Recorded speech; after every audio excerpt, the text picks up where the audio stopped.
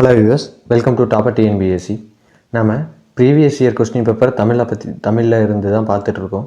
அந்த வகையில் இது பார்ட் 7. வாங்க இந்த வீடியோக்குள்ளே போகலாம். உடல் மண்ணுக்கு உயிர் தமிழுக்கு என்ற கொள்கையை உயிர் மூச்சாய் பெற்றவர் யார்? பாரதிதாசன். அடுத்தது, அடையெடுத்த ஆகுபெயர் இலக்கண குறிப்பிற்கு பொருத்தமான நூல் எது?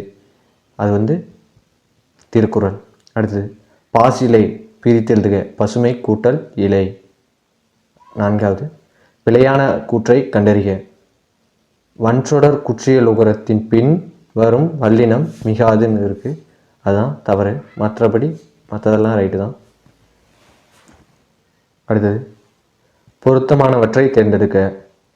நாய் கத்தும் மரபு வலு, இது ரைட்டு, மற்றதெல்லாம் ராங் ஆன்சர்.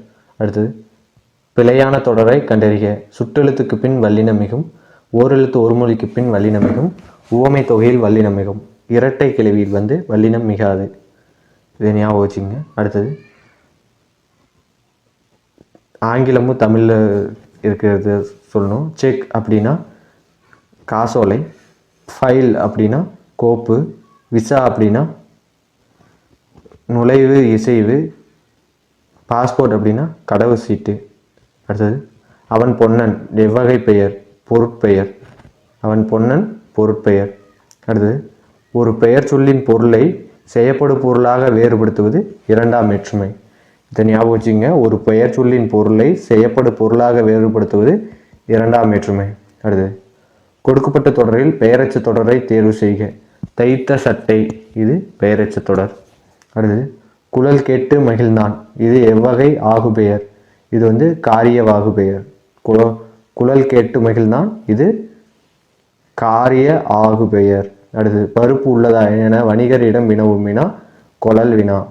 அடுத்தது, அடிதோறும் 4 சீர்களை பெற்று வருவது என்னன்னு பார்த்தோம்னா அது நேரடி.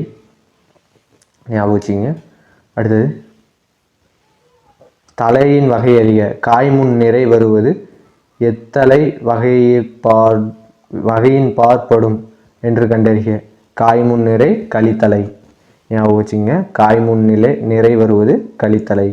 அடுத்து, செந்தளிர் கற்பகத்தின் தெய்வ திருமகள் பொன் மண்புலவன் வள்ளுவன் வாய்ச்சொல் என்ற செயல் தொடர் அமைந்துள்ள நூல் திருவள்ளுவ மாலை.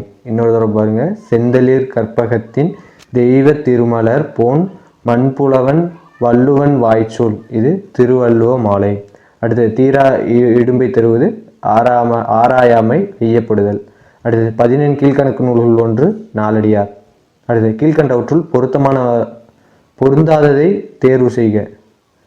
கம்பராமாயணத்தின் உட்பிரிவு காதை என அழைக்கப்படுகிறது, இதுதான் தவறானது. மற்றதெல்லாம் பாருங்க. கம்பராமாயணத்திற்கு கம்பர் இட்ட பெயர் ராமாவதாரம். கம்பராமாயணத்தின் பெரும்பிரிவு காண்டம். கம்பராமாயணம் ஒரு வழிநூல். அடுத்தது, கம்பர் சொன்ன வண்ணங்கள் எத்தனை? கம்பர் 96 வண்ணங்களை பற்றி சொல்லியிருக்காரு. அடுத்து, ஐங்குறு நூற்றை தொகுத்தவர் யார்? தொகுத்தவர் புலத்துறை முற்றிய கூடலூர் கிழார். புலத்துறை முற்றிய கூடலூர் கிழார். இதில் புலத்துறை அப்படிங்கிறது ஐங்குறு நூறு 5 ஞாபகம் வச்சுங்க. புலத்துறைங்கிறது 5 எழுத்து, அதனால் அதை ஞாபகம் வச்சு எழுதிருங்க. அடுத்தது, துஞ்சல் அப்படின்னா சோம்பல், பொறுத்துக்கல. தமியர் அப்படின்னா தனித்தவர். தாள் அப்படின்னா முயற்சி. நோன்மை அப்படின்னா வலிமை. புறநானூற்றில் சில பாடல்களை ஆங்கிலத்தில் மொழிபெயர்த்தவர் ஜியு போப். திவ்ய பிரபந்தத்திற்கு உரை வழங்கியவர் பெரிய வாச்சான் பிள்ளை. திவ்ய பிரபந்தத்திற்கு உரை எழுதியவர் பெரிய வாச்சான் பிள்ளை, உரை வழங்கியவர். அடுத்தது, பெருஞ்சூளை ஆட்கொள்ள அடைந்துய்ந்த தெருளும் உணர்வில்லாத சிறுமையேன் யான் என்றார். இவ்வரிகள் யாரை குறிப்பிடுகிறது? யார் குறிப்பிட்டார் கிடையாது, யாரை குறிப்பிடுகிறதுன்னு பார்த்தோம்னா நாவுக்கரசரை. அடுத்தது, பொருளறிந்து பொறுத்துக. ஒல்லை அப்படின்னா விரைவுன்னு அர்த்தம். ஈறு அப்படின்னா எல்லை. மேதி அப்படின்னா எருமை. அங்கனர் அப்படின்னா சிவன். இன்னொரு தடவை பாருங்க. ஒல்லை அப்படின்னா விரைவு, ஈறு அப்படின்னா எல்லை, மேதினா எருமை, அங்கனர்னா சிவன். அடுத்தது, குருசு என்பதன் பொருள் சிலுவை. குருசு என்பதன் பொருள் சிலுவை. கிறிஸ்துவ கம்பர் என்று அழைக்கப்பட்டவர் எச். ஏ. கிருஷ்ணபிள்ளை. பிள்ளை பெருமாள் ஐயங்கார் யாருடைய அவையில் அலுவலராய் பணிபுரிந்தார்? திருமலை நாயக்கர் மன்னர். பிள்ளை பெருமாள் ஐயங்கார் திருமலை நாயக்கர் மன்னர் அவையில் பணிபுரிஞ்சிருப்பார். அடுத்தது, பொருந்தாத ஏய்பினை கண்டறிக. ராஜராஜ சோழனுலா, இது ஒட்டக்குத்தர், கரெக்டான ஆன்சர் தான். அடுத்தது, திருவேங்கட நந்தாதி பிள்ளை பெருமாள் ஐயங்கார். மதுரை கலம்பகம் குமரகுருபரர். முக்கூடர் பல்லு நாதகுத்தனார் அப்படிங்கிறதான் தவறான விடை. அடுத்தது, உலக பொதுமறை என போற்றப்படும் நூல் திருக்குறள். உலக பொதுமறை என போற்றப்படும் நூல் திருக்குறள். கடிகை முத்துப்புலவரின் மாணவர் உமறு புலவர். அடுத்தது, பேராசிரியர் பே. சுந்தரம் பிள்ளை அவர்கள் யாரை ஞான ஆசிரியராக கொண்டு ஒழுகி வந்தார் அப்படின்னு பார்த்தோம்னா சுந்தர சுவாமிகள். யாரு? சுந்தர சுவாமிகள். நமக்கு தொழில் கவிதை நாட்டு குலைத்தல் என்று முழக்கமிட்டவர் சி. சுப்பிரமணிய பாரதியார். அடுத்தது, பகுத்தறிவு கவிராயர் என தமிழ் மக்களால் அழைக்கப்படுபவர் முல்லை நாராயணகவி. மக்கள் கவிஞர் என்று போற்றப்படுபவர் பட்டுக்கோட்டை கல்யாண சுந்தரம். இதில் ஞாபகம் வச்சுங்க, மக்கள் கவிஞர் திருவி கல்யாண சுந்தரம் இருக்காரு, பட்டுக்கோட்டை கல்யாண சுந்தரமும் இருக்காரு. பட்டுக்கோட்டை கல்யாண சுந்தரம் தான் கரெக்டான ஆன்சர். அடுத்தது, புரட்சி முழக்கம் என்னும் நூலை எழுதியவர் சாலை இளந்திரையன். புரட்சி முழக்கம் என்னும் நூலை எழுதியவர் சாலை இளந்திரையன். முற்காலத்து இசைத்தமிழ் நூல்களில் ஒன்று எது? அது பெருநாரை. இசைத்தமிழ் நூல்களில் ஒன்று பெருநாரை. இதில் முற்காலம் வந்திருக்கு. பம்பல் சம்பந்த முதலியார் முதலாக எழுதி நடித்த நாடகத்தின் பெயர் புஷ்பவல்லி. பம்பல் சம்பந்த முதலியார் முதலாக எழுதி நடித்த நாடகத்தின் பெயர் புஷ்பவல்லி. இயற்பெயர் கண்டறிக. பாரதியார் அப்படின்னா சுப்பிரமணியன். பாரதிதாசன் அப்படின்னா சுப்புரத்தினம்.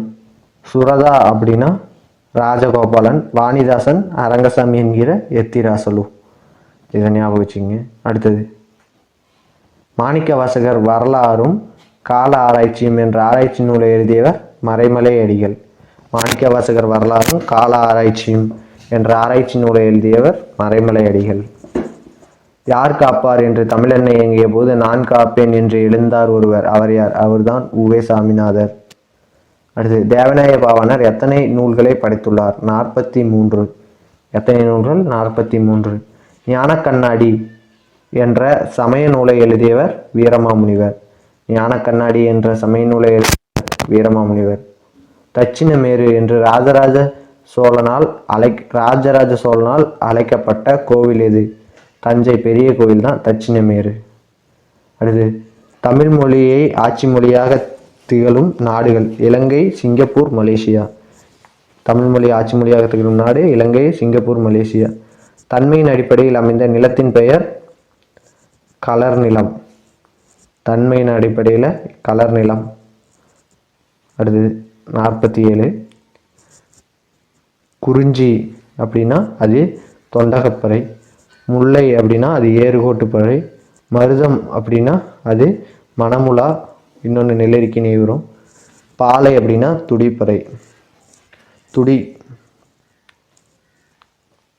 ஞாபகம் வச்சுங்க. அடுத்தது, பெரும்பொழுதையும் மாதத்தையும் பொருத்தணும்.